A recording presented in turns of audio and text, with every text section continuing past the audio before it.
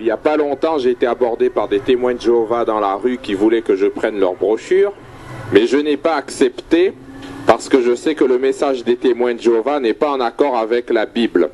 En effet, par exemple, ils enseignent que le Christ est revenu de façon invisible depuis 1914 sur la terre, alors qu'il est écrit dans Apocalypse chapitre 1 au verset 7, « Voici, il vient avec les nuées, et tout œil le verra, même ceux qui l'ont percé.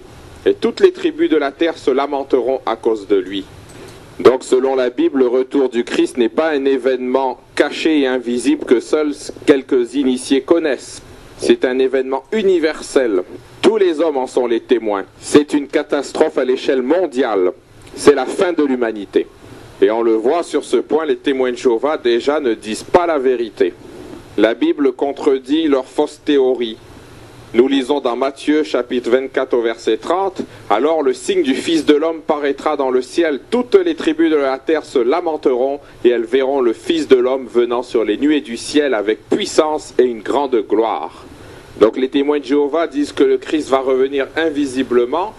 La parole de Dieu dit au contraire que tout œil le verra, l'humanité entière en sera le témoin. Il viendra avec une grande gloire. Il vaut mieux croire ce que dit la Bible, car on est sûr que c'est la parole de Dieu, plutôt que de croire en ce qu'enseignent les témoins de Jéhovah, car ce ne sont que les déclarations des hommes. Alors maintenant, voici un autre point qui prouve que les témoins de Jéhovah sont dans l'erreur. En effet, ils ne sont pas fidèles à leurs propres enseignements.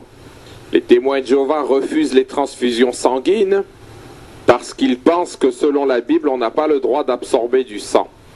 Ils se basent sur des textes comme Lévitique chapitre 17 verset 14, « Car l'âme de toute chair, c'est son sang qui est en elle », et également sur le texte de Actes chapitre 15 verset 29, « Savoir de vous abstenir des viandes sacrifiées aux idoles, du sang ». Et pourtant, les témoins de Jéhovah achètent leur viande dans les supermarchés, et la viande dans les supermarchés n'est pas saignée. Les témoins de Jéhovah mangent aussi du boudin. Ils sont donc infidèles à leur propre enseignement qui leur interdit de consommer du sang. Comment alors peut-on leur faire confiance alors même qu'ils ne respectent pas ce qu'ils enseignent?